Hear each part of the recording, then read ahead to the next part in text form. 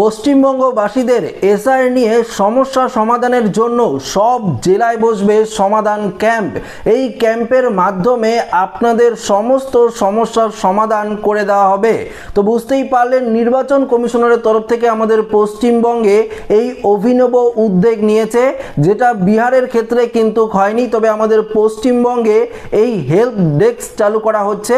বিশেষ করে যারা পরিযায়ী শ্রমিক রয়েছে, যারা বাইরে কাজ করেন, তাদের জন্য কিন্তু এই বিশেষ সুবিধা হবে।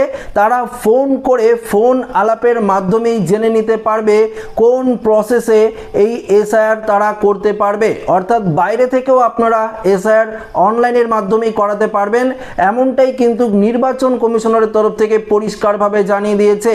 এবং এই ভোটার ভেরিফিকেশন নিয়ে আপনাদের যদি কোনো রকম কোশ্চেন থাকে যে আমার কাছে এই ডকুমেন্টস রয়েছে বা আমার কাছে অমুক ডকুমেন্টস রয়েছে, সেটি দিয়ে কি আমি এসআইআর করতে পারবো, সেই সমাধান ক্যাম্পে গিয়ে কিন্তু আপনারা এই সমস্ত কোশ্চেন যদি করেন, সেখান থেকেই কিন্তু পরিষ্কারভাবে আপনার কোশ্চেনের যে অ্যান্সার সেটি কিন্তু দিয়ে দেওয়া হবে। তো বুঝতেই পারলেন, এটি একটি দারুণ সুখবর সমস্ত পশ্চিমবঙ্গবাসীদের জন্য। পাশাপাশি ইতিমধ্যেই নির্বাচন কমিশনারের তরফ থেকে পরিষ্কারভাবে জানিয়ে দেওয়া হয়েছে এবং খবর সূত্রে উঠে এসেছে, যেখানে বলা হয়েছে 1 নভেম্বর থেকেই আমাদের পশ্চিমবঙ্গে এসআইআর অর্থাৎ স্পেশাল ইন্টেন্সিভ রিভিশন শুরু হতে চলেছে। তো বন্ধুরা, বুঝতেই পারছেন একদম পুরো দমে কিন্তু পশ্চিমবঙ্গে এই এসআইআর প্রক্রিয়া হবে। তবে এই মুহূর্তে নির্বাচন কমিশনারের তরফ থেকে এই নিয়ে আরো কি গুরুত্বপূর্ণ ঘোষণা করা হয়েছে, আজকের এই ভিডিওটিতে আপনাদেরকে এই বিষয়ে একদম বিস্তারিতভাবে জানিয়ে দেব। তো আশা রাখবো ভিডিওটিতে আপনারা প্রত্যেকেই প্রথম থেকেই শেষ পর্যন্ত সঙ্গে থাকবেন।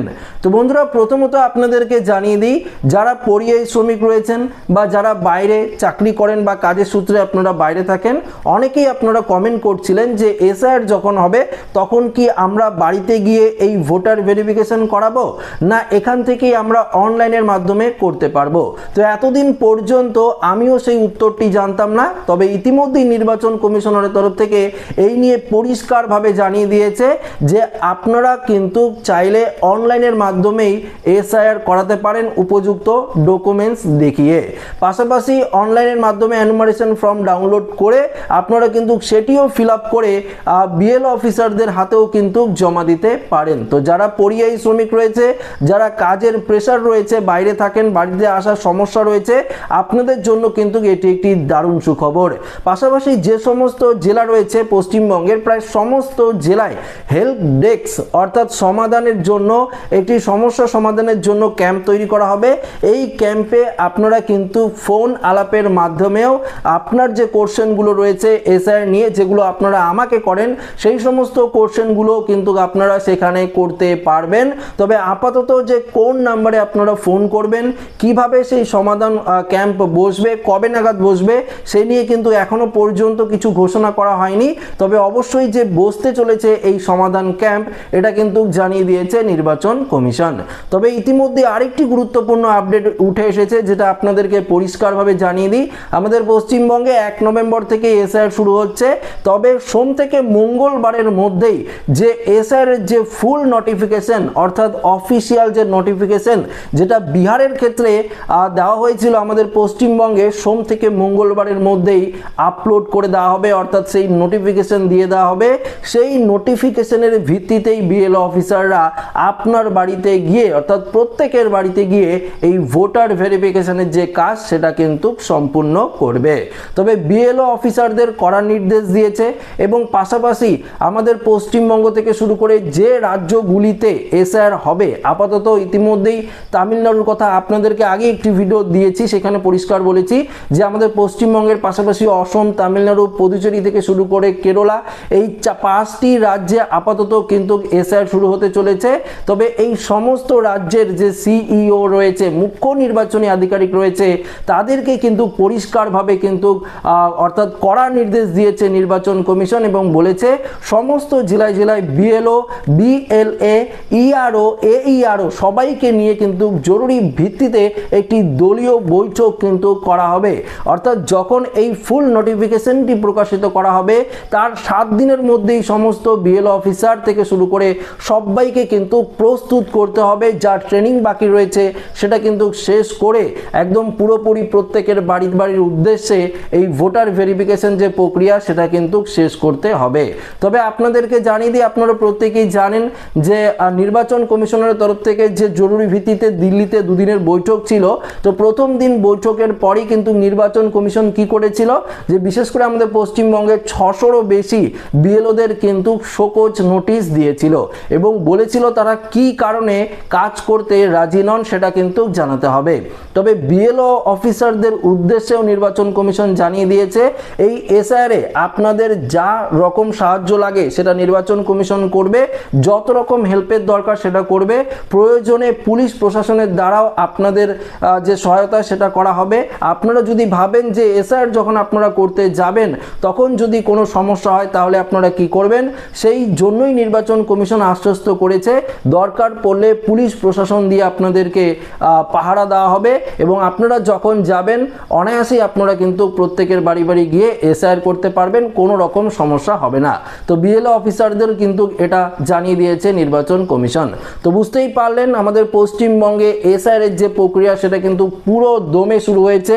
ইতিমধ্যেই 24 ঘন্টার যে একটা হেল্প ডেস্ক সেটা কিন্তু চালু করে দেওয়া হয়েছে এবং পাশাপাশি আপনাদেরকে জানিয়ে দিই আর কিছুদিনের মধ্যেই দেখতে পারবেন সমস্ত জেলায় যে সমাধান অর্থাৎ সমাধানের যে ক্যাম্প হয়তো সেটা বসে দেওয়া হবে এবং সেই ক্যাম্পে আপনারা সমস্ত কিছু সমস্যার সমাধান কিন্তু পাবেন। তো বুঝতেই পারলেন এটা একটা দারুণ সুখবর সমস্ত পশ্চিমবঙ্গবাসীদের উদ্দেশ্যে নির্বাচন কমিশনারের তরফ থেকে।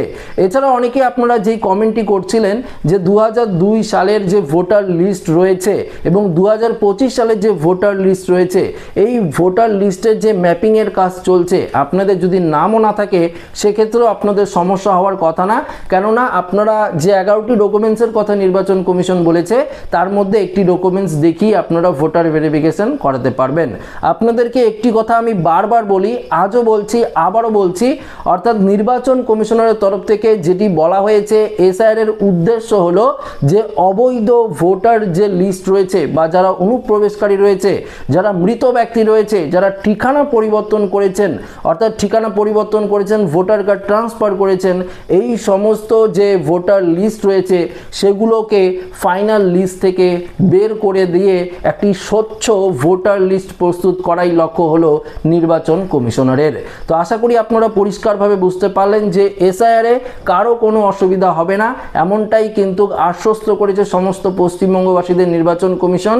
শুধুমাত্র অবৈধ ভোটার, ভুয়ো ভোটার এবং মৃত যারা রয়েছে, ঠিকানা পরিবর্তন হয়েছে, তাদেরই কিন্তু নাম বাতিল হয়ে যাবে, তাছাড়া কোনো রকম সমস্যার কারণ নেই। তবে আপনারা যদি দেখেন যে ম্যাপিং যে হয়েছে সেই ম্যাপিংয়ের লিস্টে বিস্তর ফারাক রয়েছে, কোথাও 50%, কোথাও 40%, কোথাও 38%, কোথাও আবার 55%, কোথাও আবার 62% ম্যাচিং হয়েছে, বাকিগুলো তো ম্যাচিং হয়নি।